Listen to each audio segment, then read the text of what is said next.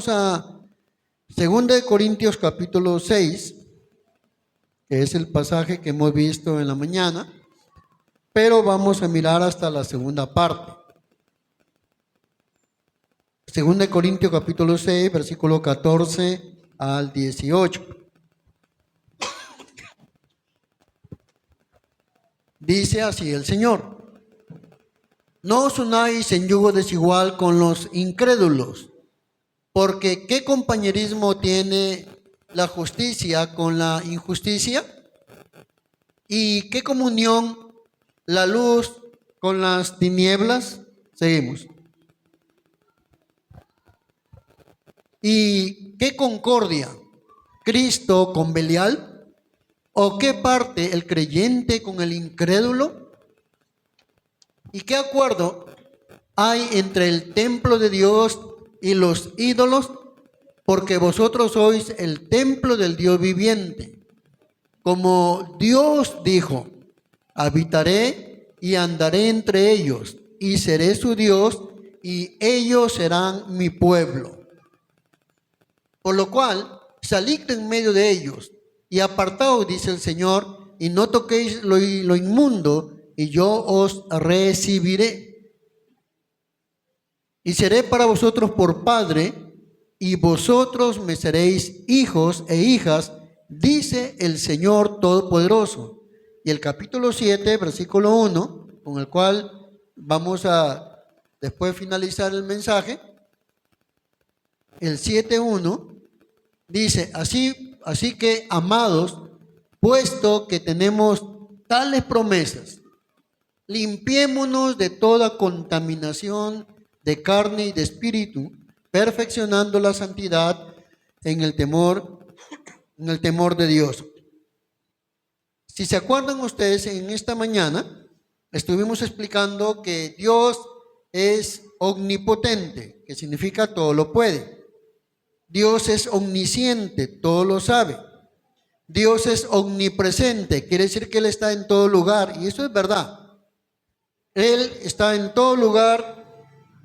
Si algún creyente de repente está caminando mal, aún la presencia de Dios está ahí como testigo. La presencia de Dios está ahí está mirando lo que está pasando en la vida del creyente, sea que esté haciendo el bien o algún creyente esté obrando mal. La presencia de Dios está allí. La presencia de Dios está allí obrando, está allí mirando lo que pasa en el Hijo de Dios. Pero vimos en la mañana que una cosa es que Dios esté en todas partes y otra cosa es que estemos disfrutando de la presencia de Dios, que estemos disfrutando de nuestra comunión con Dios. Son cosas diferentes. Son cosas diferentes en la vida creyente. Dios está en todas partes, Él es omnipresente. Pero no todos gozan la presencia de Dios, la intimidad con Dios. Y la intimidad con Dios viene cuando nosotros respetamos las reglas de Dios, donde Dios nos enseña que tenemos que tener una identidad muy definida. ¿Qué significa identidad definida? Saber cómo es la vida de un verdadero cristiano, de una buena cristiana. De hecho, no somos perfectos. Aún estamos en este mundo, aún estamos en esta naturaleza débil. No somos perfectos, pero eso no es excusa para que no hagamos lo que Dios manda. Entonces Dios no nos pediría algo que no podemos llevar a cabo. Dios es un Dios bueno, Dios es un Dios justo. Dios jamás te va a pedir a ti y a mí algo que nosotros no podamos hacer. Si Dios pide algo que tú no puedes hacer, Dios sería injusto, ¿verdad o no? Si Dios te dice algo que tú hagas pero no lo puedes, Dios estaría obrando injustamente. Pero si Dios me pide algo que sabe que lo puedo hacer, entonces yo debo de hacerlo.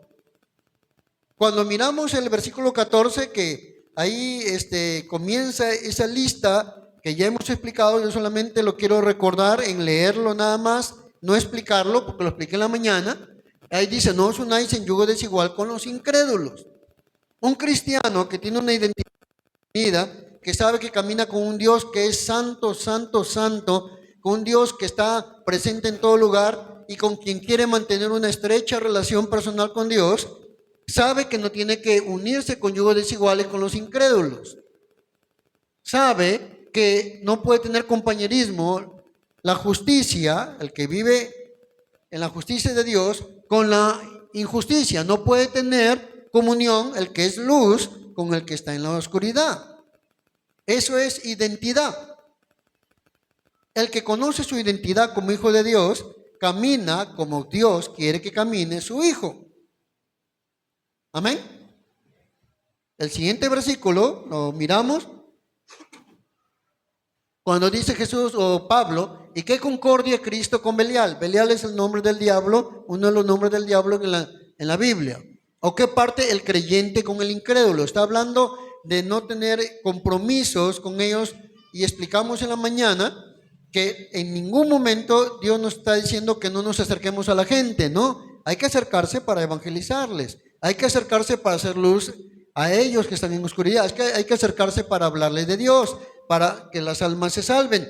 En ese sentido sí hay que acercarse, pero no en el sentido de hacernos uno con ellos, de caminar como ellos caminan, de practicar lo que el mundo practica, porque ya Dios nos sacó de un mundo perdido para caminar como hijos de luz. Amén. Yo estoy corriendo un poquito porque en la mañana yo ya lo expliqué ampliamente. El 16, mire lo que dice. ¿Y qué acuerdo hay entre el templo de Dios y los ídolos? De hecho que no hay. Porque vosotros sois templo del Dios viviente. Como Dios dijo, habitaré y andaré entre ellos y seré su Dios y ellos serán mi pueblo. Hasta ahí me quedé en la mañana. Dios dice, yo voy a vivir con ustedes y voy a caminar. Está hablando de caminar entre nosotros. Significa que Dios está diciendo, hijo, yo quiero tener una relación contigo mañana, tarde y noche. Que no separes tu vida espiritual de las demás cosas, porque hay gente que dice, no, en la iglesia lo espiritual, pero en mi trabajo es otra cosa. En la iglesia lo espiritual, pero en mi centro de estudio es otra cosa. No, no, no. Dios es Dios de todo. Dios es Dios en nuestro trabajo. Dios es Dios en el centro de estudios. Dios es Dios en todo lugar. Por eso dice, yo andaré entre ellos, yo habitaré, que es vivir, habitaré entre ellos y andaré entre ellos y seré su Dios y ellos serán mi pueblo. Porque hermanos, estamos hablando sobre la presencia de Dios. A veces, como creyentes, podemos perder conciencia de la presencia de Dios en todo lugar. Uno dice, bueno, acá sí, la presencia de Dios porque en las alabanzas se siente a Dios, amén, en la mañana, en la noche. Estamos en todo el culto, se siente a Dios, pero la presencia de Dios está en todo lugar, donde vamos. Y Dios quiere que tú mantengas una relación muy estrecha, muy íntima contigo y conmigo. Donde vayamos, estemos muy bien unidos con Él. Es interesante cuando los niños son bebés, ¿no? Cuando son pequeños, cuando recién nacen, cuando tienen 1 año, 2 años. Todo el día están con la mamá, ¿no? O el papá está trabajando, regresa a casa, está con el papá. Pero todo el día está con la mamá, ¿no? La mamá está cocinando y está con el niño en brazos, o lo tiene ahí en el andador con el pie que lo mueve, pero todo el día está con la criatura y mantiene un contacto con la criatura todo el día. Llega la noche, lo tiene en su habitación cerquito ahí para verlo y todo eso, porque hay una relación íntima, estrecha con su bebé, ¿no es cierto? Dios quiere tener una relación permanente y estrecha, su presencia con sus hijos. Dios sí está en todo lugar, tome en cuenta eso, pero una cosa es la presencia de Dios en todo lugar y otra cosa es tener una relación con el Dios que está en todo lugar, con su presencia, una relación con Dios en todo lugar. Mientras que estás trabajando, en tu corazón puedes estar adorando a Dios. Estás estudiando, pero en tu corazón estás reconociendo la grandeza de Dios y manteniendo comunión con Dios. Y allí donde avanzamos con lo que continúa del siguiente pasaje. Vamos a avanzar. Por lo cual, ahora dice Dios, aquí vamos a tener que explicar bien porque es necesario entender a qué se refiere. Por lo cual, recuerda que Pablo le está diciendo a una iglesia de creyentes en Corinto. Por lo cual, salid de en medio de ellos y apartaos, dice el Señor, y no toquéis lo inmundo, y yo os recibiré. ¿Qué está diciendo Dios aquí? Cuando está diciendo, ¿sabes qué? Apartaos. Recuerda que los textos anteriores hablaban de no estar unidos al mundo. La amistad con el mundo es enemistad con Dios, dice Santiago 4:4. Hablamos de no tener una comunión íntima con el mundo, de no hacer lazo de unidad con ellos. Una cosa es que yo tenga un trato con ellos para hablarles de Dios, y otra cosa es que yo viva lo que ellos viven. Porque soy un hijo de Dios, porque eres una hija de Dios. Y Dios es donde ahí dice, por lo cual salid de en medio de ellos. Está hablando de no mezclarte en la forma que desagrada la vida de la gente que vive en el mundo, en la vida pecaminosa. No está hablando sobre el trabajo, porque tú vas a trabajar de repente con gente inconversa, estudias con gente inconversa. No está hablando de eso. Está hablando de apartarse de la vida mundana que llevan. De eso está diciendo el texto. Tomando en cuenta que estamos respetando la presencia de Dios en todo lugar. Amén. Como respetamos la presencia de Dios, dice ahí, Dios, salid de en medio de ellos. Está hablando del contexto del mundo donde hay idolatría, donde hay pecado, donde hay maldad, donde hay corrupción. De eso está hablando. Salgan de ahí, dice. Salgan de ahí. O sea, no te quedes en ese ambiente de corrupción. Porque 1 Corintios 15:31 habla que solamente las conversaciones corrompen. Solamente conversar corrompen. 1 Corintios 15:31. Usted va a mirar que solamente la conversación puede corromper. ¿Por qué? A ver, el 33, Jimmy, por favor, disculpen que me equivoqué el versículo 33. Ya, dice, no erréis. No erréis. No erréis, ¿qué cosa es no errar? Que no te equivoques, que yo no me equivoque. Amén. Dice, no erréis, o sea, no nos equivoquemos. Las que malas conversaciones, solamente conversar. Pero está hablando de cuando están conversando malas cosas. Tú puedes conversar con un inconverso, pero conversar cosas que son buenas, que van a edificar, que tú puedes influenciar sobre las personas de manera buena. Pero acá está hablando de conversar cosas malas. Por eso dice, las malas conversaciones que producen en el creyente, le está hablando, al creyente le habla, ¿qué produce? Corrompe. O sea, contamina, daña, pudre, dice el original. Corrompe las buenas costumbres. Yo pregunto, ¿cuántos ya tienen buenas costumbres? ¿Cuántos tienen buenas costumbres?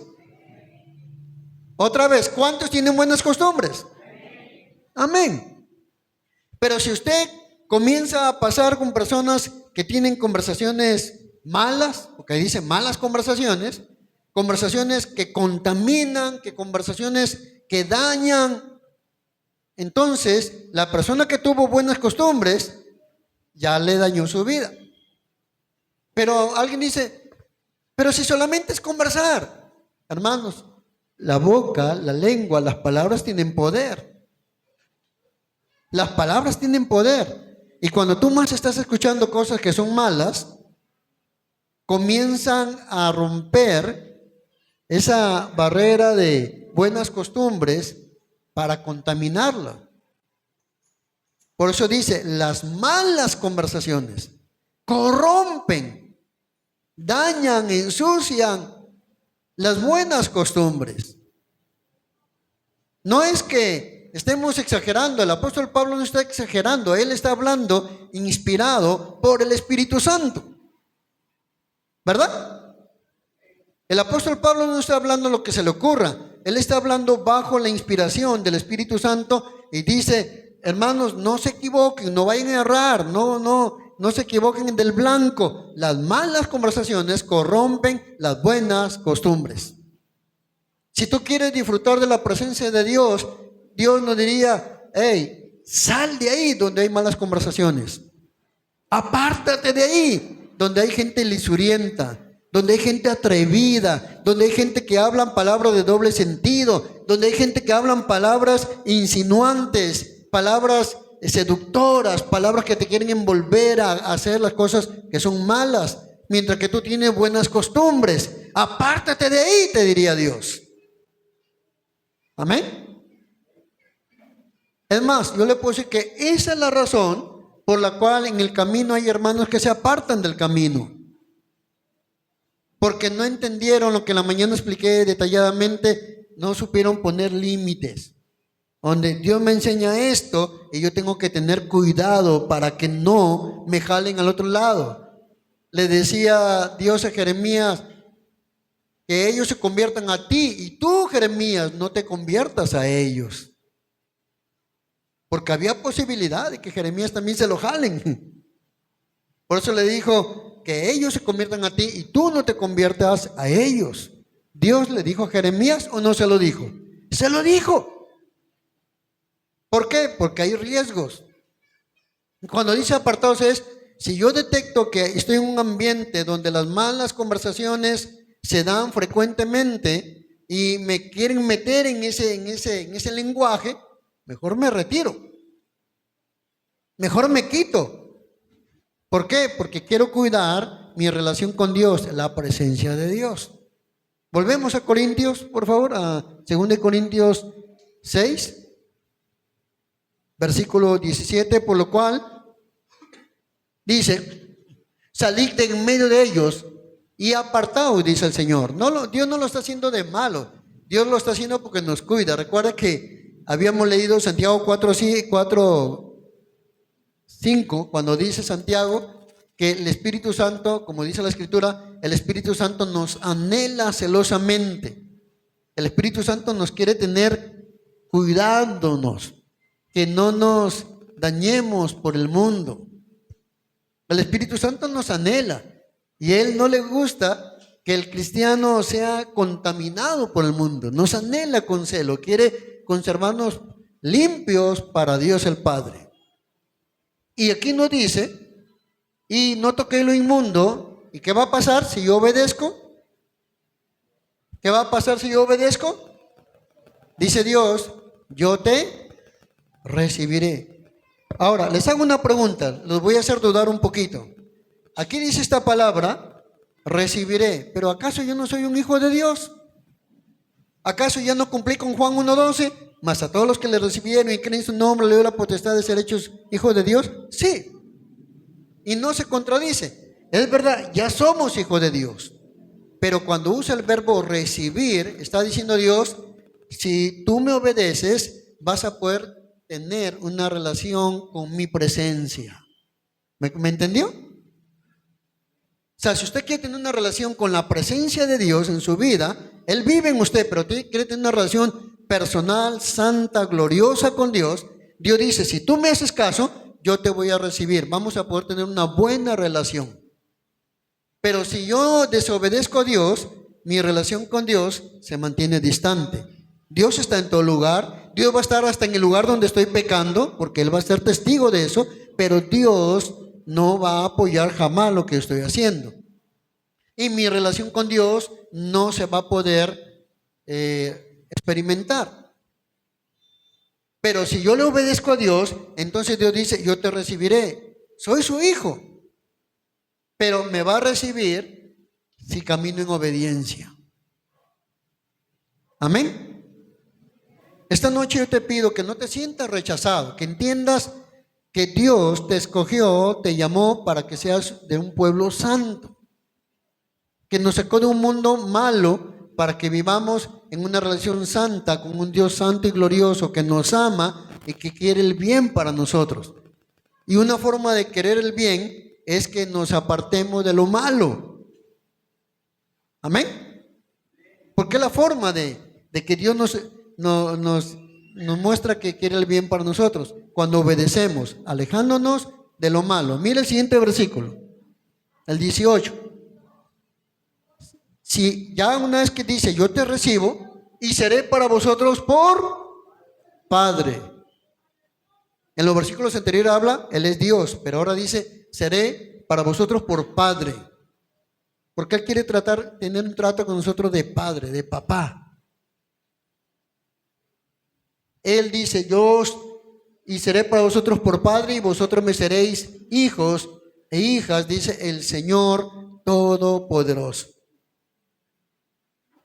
El Todopoderoso está muy deseoso en tener una relación muy estrecha como padre. Yo sé que hay personas que de repente en su niñez tuvieron un papá malo, un papá que los trató mal y como que les cuesta entender a Dios como padre porque crecieron tocados y afectados por un papá que les dio un mal ejemplo. Es más, no hay padre perfecto, todos son imperfectos y nosotros también. Pero nuestro Padre no es como los padres terrenales. Él es el Padre más maravilloso del universo. Él es un Padre amoroso. Él es un Padre bueno. Él es un Padre interesado todo el tiempo por ti y por mí. Le interesa tu bienestar. Le interesa tu salud. Le interesa tu alegría, tu felicidad. Le interesa también tu momento de dificultades porque Él quiere allí estar como papá para ayudarte. Él quiere estar allí para estar contigo y ayudarte a salir adelante. Él quiere siempre que sepa que Él va a estar presente para ayudarte como papá. Pero Él dice, yo te voy a recibir, pero haz tu parte, hijo. Apartados. Apartados de lo que es malo, lo que te puede dañar y malograr aún tu relación con Dios. Mire lo que está pasando en el mundo y que muchas veces afecta a nuestros hijos creyentes. No en todos los casos, pero hay muchos hijos de creyentes que el mundo los absorbe tanto que se vuelven rebeldes contra sus padres. ¿No es verdad? Hay creyentes, hijos de creyentes, que se vuelven rebeldes contra sus padres. Sus padres les hablan para su bien, antes hacen las cosas peor, se rebelan, se portan mal, se meten en cosas malas. ¿Por qué? Porque el mundo los ha jalado. Y yo pregunto, ¿le duele o no a los padres ver a los hijos como el mundo los jala? Sí duele, hermanos. Duele en el alma. Los que somos padres sabemos cuánto duele en el alma cuando el mundo está que jala a nuestros hijos en cosas malas. Parte el alma. ¿Cómo cree que se siente Dios si siendo nosotros hijos de Él, el mundo nos jala? Si a nosotros nos duele, siendo imperfectos, ¿cuánto más le duele a Dios? ¿No cree que a Dios le duele en el alma, le duele en su corazón cuando ve que sus hijos, a quienes tanto ama, que nos recibió a través de la muerte de Cristo, su Hijo amado, que resucitó, y ahora sus hijos que por quienes ha dado todo, de repente el mundo los está jalando? Le duele. Es padre. Dios es padre. Y como padre le duele. Por eso Él habla que Él quiere tener una relación con nosotros por padre y recibir a los hombres como hijos y a las mujeres como hijas. Amén. Por eso ahora miramos el capítulo 7:1. El capítulo 7:1 dice ahí: así que, amados, puesto que tenemos tales promesas, limpiémonos de toda contaminación de carne y de espíritu, perfeccionando la santidad en el temor de Dios. Ahora uno se pregunta, ¿pero cuáles promesas? Ahí dice, ¿no? Así que, amados, puesto que tenemos tales promesas, está en plural, ¿qué promesas? Bueno, ¿se acuerda lo que hemos visto en la mañana? ¿Cuáles son las promesas? Una de las promesas es que a través de Jesús nosotros somos creyentes. Ya hemos visto en el versículo 14, no puede estar unido el creyente con el incrédulo, yugo desigual. O sea, ¿cuáles son las promesas? Nos volvemos creyentes, nos volvemos luz, nos volvemos templo de Dios, Dios habita en nosotros, camina con nosotros, somos pueblo de Dios, somos hijos e hijas de Dios. y tenemos nuestro Padre, el Dios Todopoderoso. O sea, ante estas promesas, que usted debe valorarla porque es una promesa tremenda, que no te lo va a dar ni un ser humano en la tierra, ni un gobierno. Ante tales promesas, Pablo dice, mirando todas las promesas que tenemos, limpiémonos. Él se incluye en la lista. Pablo no está diciendo, mira, yo soy perfecto, ustedes no, así que ustedes límpiense. No, Pablo dice limpiémonos. Él se incluye. Limpiémonos, yo tengo que limpiarme, usted también tiene que limpiarse. Limpiémonos de toda contaminación de carne y de espíritu. Habla la palabra limpiarse. Limpiarse es una palabra que le voy a decir en idioma griego. Es catarizo. Esta palabra catarizo significa purificarse o quitar las impurezas, tanto físicas como espirituales.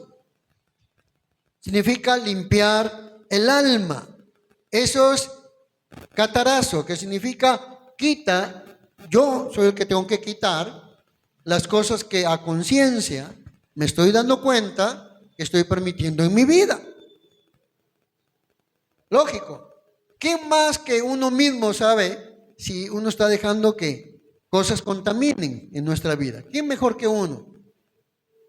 Porque cada uno sabe lo que mira por este aparatito, por ejemplo, ¿no? Lo que conversamos con otras personas por este aparatito. Si hablamos cosas buenas o cosas carnales, por ejemplo. Cada uno sabe cómo mira a otra persona. Cada uno sabe los pensamientos que caminan o pasan por su mente o que lo que uno piensa. Cada uno sabe lo que dice delante de otros y lo que dice en secreto. Entonces, si yo a conciencia delante de Dios, el Espíritu Santo me convence, me hace ver de cosas que yo estoy fallando, mi tarea, dice Pablo, es limpiarnos. Limpiémonos de toda contaminación. La palabra contaminación, es interesante que la palabra contaminación en griego es ripansi. Esta palabra ripansi significa, la palabra contaminación, limpiémonos de toda contaminación, significa no ensuciarnos moral, espiritualmente, no mancharnos, no corrompernos moral o espiritualmente, no contaminar el carácter y nuestro cuerpo con cosas impuras y destructivas. Eso es lo que significa la palabra contaminación. Y dice, limpiémonos de toda contaminación. Cuando aquí habla de carne, habla del cuerpo. No contaminemos este cuerpo y del espíritu. Esa parte Dios no lo va a hacer por ti. Dice que yo tengo que hacerlo, dice el apóstol Pablo. Yo soy responsable de limpiarme de toda contaminación. Yo soy el responsable. O sea, yo soy el que a conciencia, como sé lo que siento, como sé lo que pienso, o también yo sé cuando el diablo está tratando de poner una mala semilla, yo la rechazo, esa mala semilla. Rechazo ese mal pensamiento, rechazo ese mal deseo, rechazo esa mala inclinación, rechazo esa mala atracción, rechazo. Porque sé lo que Dios me está mandando. Amén. Cuando tú sabes lo que Dios te está mandando, entonces tú dices, tengo que limpiarme de toda contaminación de mi cuerpo y de mi espíritu. ¿Y de qué manera me puedo limpiar? Bueno, podemos ir Juan 1:9, que dice que si confesamos nuestros pecados, Él es fiel y justo para perdonar nuestros pecados y limpiarnos de toda maldad. Pero también nos dice, perfeccionando la santidad en el temor de Dios. Hay que perfeccionar la santidad. Ya somos santos, ¿por qué? Porque Jesús nos rescató. Jesús nos trajo al camino, amén. Ya somos santos. Pero la vida santa hay que perfeccionarla. La palabra temor no es miedo. La palabra temor es un respeto profundo a Dios. Cuando tú respetas a alguien, no vas a traer cosas malas a tu casa. Amén. Cuando tú amas a alguien, respetas a alguien, No vas a traer algo que desagrada a alguien en casa, ¿no? No lo vas a hacer. ¿Por qué? Porque amas a Dios. ¿Amamos a Dios? El amor a Dios nos lleva a respetarlo. Y respetar significa cuidar. Perfeccionando la santidad en el temor de Dios. Habla de la santidad. Hago un alto con esta palabra santidad porque, hermanos, de todas maneras, de cuando en cuando yo estoy revisando mi celular porque tengo más de 500 contactos y me llegan mensajes de todos lados y tengo que a veces responder muchos de ellos, no todos, porque no tengo tiempo. Pero cuando tengo la curiosidad de escuchar prédicas cortas de muchos predicadores, yo me he dado cuenta que la gran mayoría de predicadores por las redes, hay dos cosas que casi no hablan los predicadores, la mayoría. Más del 90% de predicadores en las redes, hay dos temas que no te hablan los predicadores por las redes. No te hablan del arrepentimiento, que ya también lo hemos visto, y tampoco te hablan de la santidad. Bien curioso. Te pueden hablar de prosperidad, te pueden hablar de sanidad, que está bien porque es bíblico. Te pueden hablar del éxito, de la fe, de los milagros, está bien, es bíblico, es correcto. Pero es bien curioso que no te hablan de lo que Dios espera de los que vienen a Cristo. Los más de que sí, entrate a Cristo, eres salvo, pero no hablan del arrepentimiento, como tampoco hablan de la santidad. Usted observe la mayoría de predicadores en las redes. No te hablan de llevar una vida santa. ¿Por qué? Es fácil llenar las iglesias sin enseñarle a la gente cómo debe caminar con Dios en santidad. Es fácil llenar a la gente, la iglesia de gente que puedan venir y sentirse bien porque siempre le hablamos cosas muy bonitas, pero no le hablamos contra el pecado, no le hablamos de arrepentimiento, no les hablamos de santidad. Y ahí es donde están creciendo iglesias con gente que vive desconociendo cómo debe vivir un cristiano. Piensa que al venir a una iglesia evangélica es como formar parte de la iglesia antigua, tradicional. Llega, está en su culto, después sale y puede continuar con una vida desordenada. Porque no se les enseña la verdad. En las redes están ocultando la verdad o no están enseñando la verdad como debe de ser. En las redes no están enseñando el mensaje como debe de ser. Yo le digo, yo prefiero tener poca gente que entienda la verdad como es y no vivir engañando a la gente que solamente hablarle todo bonito y no hablarles contra el pecado, no hablar de arrepentimiento, no hablar de santidad. Cuando, hermanos, esos son los temas muy enfáticos en todas las cartas de Pedro, de Pablo, de Juan, de todos. La santidad es importante, porque sin santidad nadie verá al Señor, dice la Biblia. Pero usted mire en las redes, sí le van a hablar del amor de Dios, de sanidad, de prosperidad. Dios te ama, Dios te consuela, Dios está contigo. Te van a hablar todo eso y es verdad. Pero como he dicho en otras oportunidades, a veces la gente que predica nomás quiere presentar una parte bonita y no te presenta todo el mensaje completo. El apóstol Pablo era muy celoso en ese sentido. Cuando usted va a Hechos 20, 29, voy a buscarlo porque no lo había anotado. Hechos 20, 29. Quiero que usted pueda mirar este pasaje. Es importante que usted lo vea. Hechos 20, 29. No, ese no es. A ver, Hechos 20, 31, por favor, porque lo voy a buscar aquí. Yo lo tengo aquí en mi Biblia. Pablo habla de que no ha rehuido de darnos todo el consejo de Dios. Ahorita se los ubico, a ver.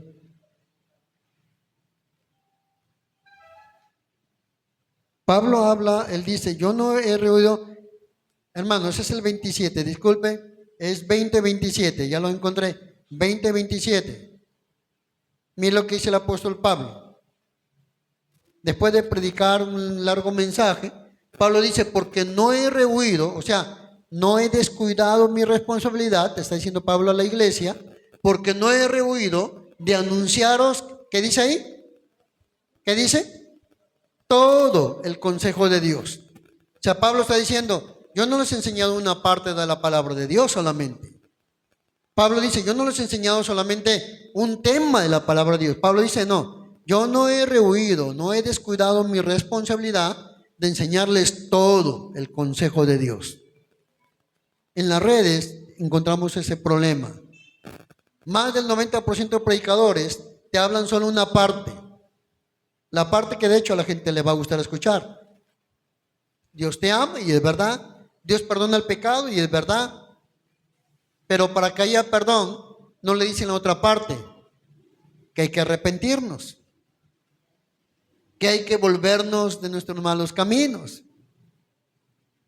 ¿Por qué no dicen eso? Porque no se hacen famosos. Pero si hablan solamente bondad, todo bueno, se hacen famosos y la gente jalan gente. Y tienen seguidores por miles o millones. Pablo nos dice, no, yo no he rehuido de anunciarles todo el consejo de Dios. En otras palabras, enséñame la verdad completa. No la verdad en parte, no la verdad en parte. Porque ese es un problema. Jesús sanó a un hombre en el capítulo, en el estanque de Betesda, en capítulo 9, en Juan 9, en el estanque de Betesda, Jesús sana a un hombre, pero es interesante que a este hombre que Jesús sana, Jesús lo encuentra por el templo después y le da un mensaje a este hombre, le da un mensaje, es el 5, ¿no? Capítulo 5 de Juan, ya lo vi.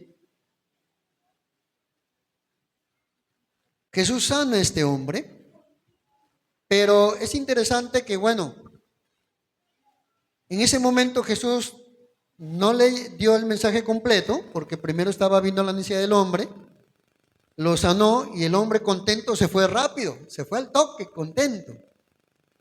Pero Jesús se vuelve a encontrar con él. Y mire lo que le dice en el capítulo 5, en el versículo 14.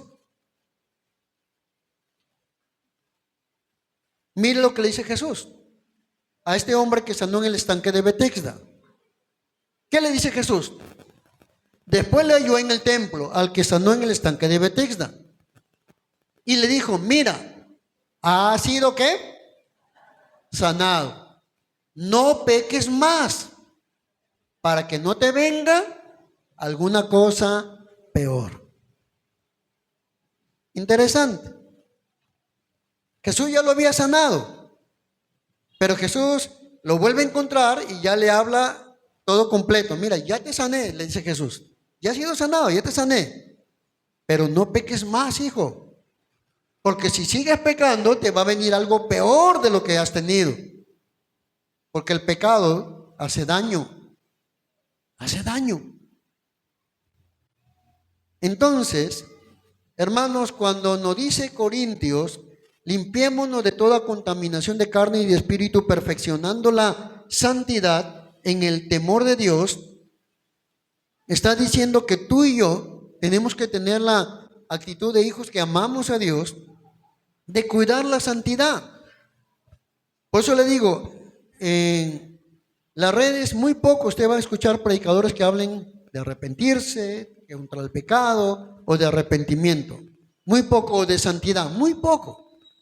Muy poco. Y hay iglesias que crecen porque no hablan ese tema, para que la gente que venga no se sienta confrontada, sino que se sienta cómoda con el ambiente que crean en la iglesia, hablándole solamente las cosas buenas, pero no lo que Dios también demanda para que sus vidas realmente sean bendecidas y cambiadas, que es obedecer a Dios en todo. Amén. ¿Y qué pasa cuando yo obedezco a Dios? La presencia de Dios que está en todo lugar, que va conmigo, no solamente puedo contar con su presencia, sino que puedo tener una relación profunda con la presencia de Dios. Puedo disfrutar la presencia de Dios de una manera gloriosa. Amén. Cuando obedecemos a Dios, donde quiera que tú estás, como la presencia de Dios va ahí, tú vas a poder ser recibido, porque dijo Dios, los recibiré como hijos e hijas, dice el Dios Todopoderoso. Hermanos, Dios quiere que tú disfrutes su presencia, pero tenemos que obedecer a Dios. No somos perfectos, es verdad, pero justamente porque no somos perfectos tenemos que buscar a Dios y pedirle perdón cuando somos conscientes que algo anduvo mal en nuestra vida y obedecerle, porque la santidad se perfecciona en el temor de Dios. Esa parte nos toca a nosotros. Ya Dios ya nos dio grandes promesas. Somos hijos de luz, somos creyentes, somos pueblo de Dios, somos aceptados como hijos e hijas las mujeres. Ya tenemos lindas promesas. Pero está diciendo, ahora haz tu parte. Haz tu parte porque la presencia de Dios está en todo lugar y quiere una relación presencial, íntima, con cada uno de sus hijos y de sus hijas. Amén. Damos un fuerte aplauso al Señor, damos gloria a Dios. La presencia de Dios, tenemos que valorarla en todo lugar. Aquí está Dios ahorita, está Dios, pero Dios también está allá en tu casa. Dios está allá en el trabajo, Dios está ahí en el centro de estudio, Dios está ahí. Y mi pregunta es, ¿cómo no me relaciono con mi Padre, con su presencia? En pleno trabajo, cuando hablo con las personas, ¿cómo me relaciono con Dios? Porque hermanos, donde tú vayas, si tú te relacionas bien con Dios, Dios va a obrar cosas grandes en tu vida. Porque cuando su presencia va contigo, tienes una relación con Dios, cosas grandes suceden de parte de Dios. Dios comienza a obrar cosas grandes. Dios comienza a obrar cosas maravillosas. Dios comienza a manifestarse en tu vida. Dios comienza a glorificarse a través de tu vida. Porque mantienes una buena relación con la presencia de Dios. Vamos a orar, pónganse de pie. Vamos a orar al Señor. Bendito Dios, te damos gracias en esta noche por permitirnos tener una comprensión un poco más a fondo de tu presencia, Señor, de que nos escogiste como pueblo, nos escogiste y nos llamaste para ser un pueblo santo, para ser en verdad hijos tuyos, hijas tuyas en caso de las damas.